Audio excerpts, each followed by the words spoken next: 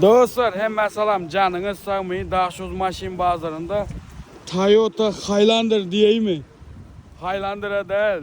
RAV4 dostlar. Yılı 2021 motoru 2.5'lık bakasam 17.500 dolar dostlar. Deyim yağdayı şu kreyalardan kalından görüyorsunuz.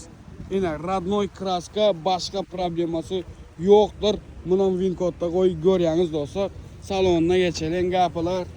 Patolog yağdayı sideniyalar, mata sideniya, torpeda yağdayı probek 90.000 dostlar probek. Yine Wincode'unun beyde koyup geçeyim. Görün özünüz. Yine size RAV4 dostlar. Kovucu RAV4 soruyorlar. Size gelsin bu. Bu maşına kızıklanıyorlar. Aşağıda yesin nomerini koyup geçecek. Özünüz iyisi bilen canlaşıp, ılalaşıp alıp beliyeniz ve RAV4'nin dostlar.